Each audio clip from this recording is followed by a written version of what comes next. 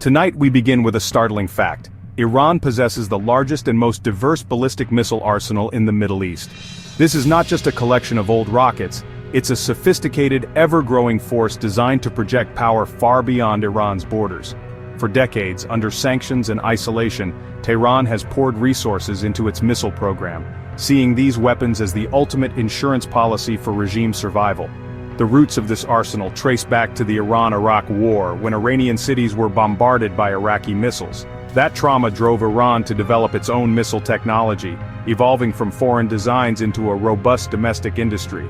U.S. intelligence estimates Iran now has thousands of missiles, from short-range rockets to medium-range ballistic missiles capable of striking U.S. bases and Israel. Missiles have become Iran's great equalizer, offsetting the technological edge of adversaries like the U.S. and Israel. This focus has come at the expense of other military branches, but for Iran, missiles are both shield and sword. As a shield, they deter attacks by promising devastating retaliation. As a sword, they allow Iran to influence events across the Middle East and support its allies.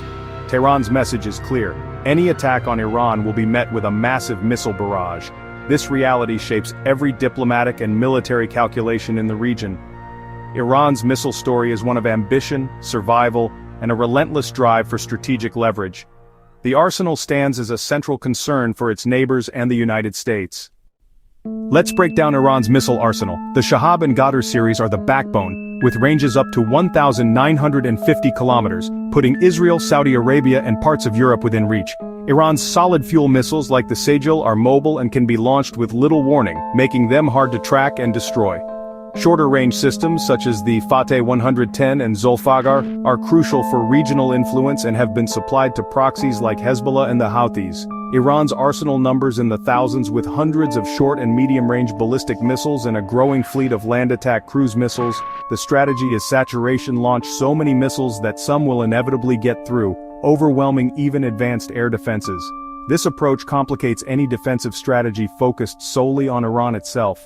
The sheer volume and variety of these weapons present a daunting challenge for any adversary. Iran's missile network is designed to threaten from multiple directions, not just from its own territory. The result is a regional ring of fire that keeps enemies guessing. Iran isn't just relying on old designs, it's pushing into advanced missile tech.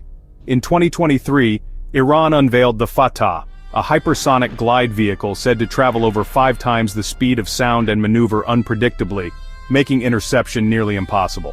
Even the announcement of such a weapon signals Iran's growing technological ambition. Solid-fuel missiles like the Basil and Hypersonics are also a priority, offering rapid launch times and greater survivability. These advances make Iran's missile force more responsive and lethal, shortening the window for preemptive strikes. The race between Iranian missile innovation and Israeli-American defenses is accelerating. Iran's dual focus on hypersonics and solid-fuel rockets is transforming its deterrent into a more credible, unpredictable threat. Each new development raises the stakes in the region's arms race. To protect its arsenal, Iran has built vast underground missile cities. Massive complexes tunneled deep into mountains. State TV has shown tunnels lined with mobile launchers, ready to move and fire at a moment's notice.